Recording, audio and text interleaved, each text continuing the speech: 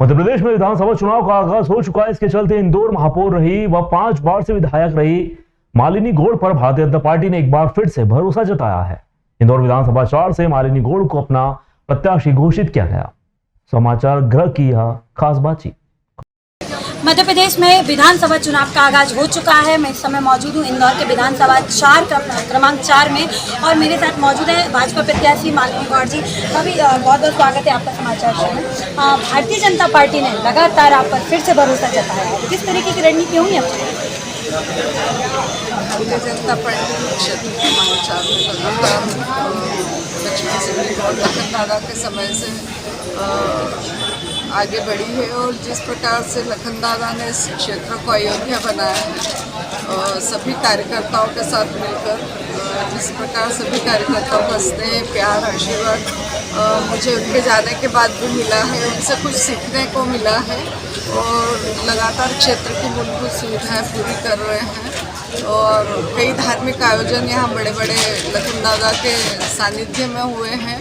तो इसीलिए इस क्षेत्र को अयोध्या कहते हैं। जिस तरह जो असामाजिक तत्व है उनसे निपटने के लिए भी लखन दादा ने खूब संघर्ष किया है और सभी के साथ मिलकर इस क्षेत्र को अयोध्या। इंदौर की आप महापौर रही हैं, इंदौर को आपने एक नया आयाम दिया है। टेम्पो का एक शहर था जो अब मेट्रो पर आ चुका है। भारतीय जनता पार्टी के कार्यकाल में विकास हुआ है।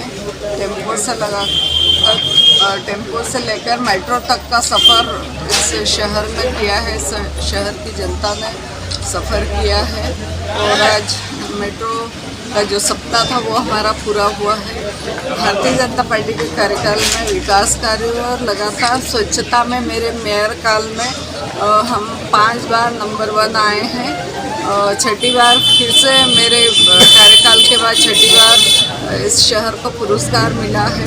तो ये हमारे लिए बहुत बड़ा अचीवमेंट है। स्मार्ट सिटी जो 772 एकड़ एरिया में हमने पुराने शहर में स्मार्ट सिटी बनाना बड़ा कठिन कार्य होता है, वो हमने पूरा किया है। अंडरग्राउंड बिजली की लाइन, सड़क चौड़ीकरण, पानी की व्यवस्था, बिजली की व्यवस्था, ये पूरा हमने काम किया है। तो विकास की और रफ्तार से ये बढ़ रहा है शहर।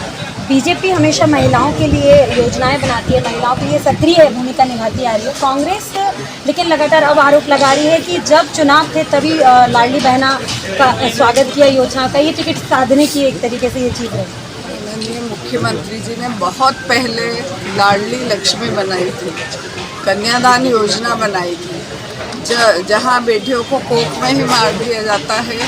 लोगों को एक बोझ लगता था कि लड़की होगी, तो उसको लेकर माननीय मुख्यमंत्री जी ने लाडली लक्ष्मी बनाई और उसको लखपति बनाने के लिए जो कार्य किया है।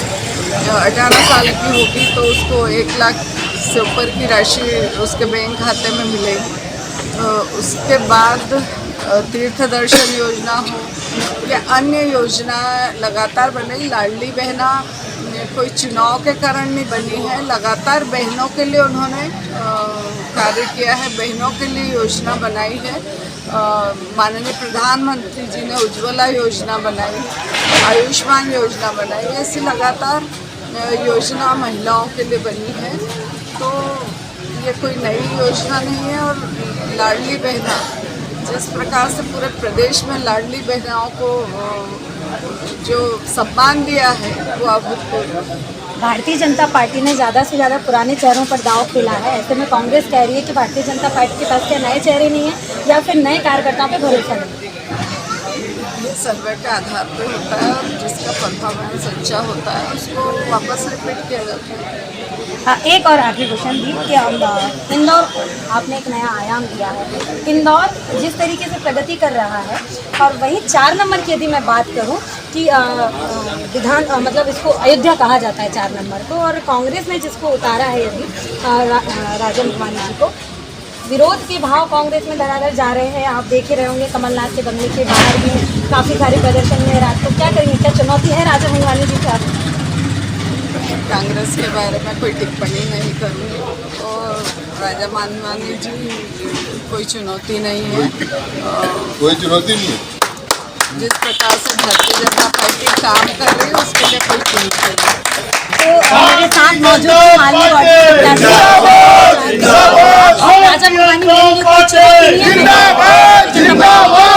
अच्छे कार्यकर्ता की तरह करती रहूँगी। समाचार करने के लिए ऋतु साहू की रिपोर्ट।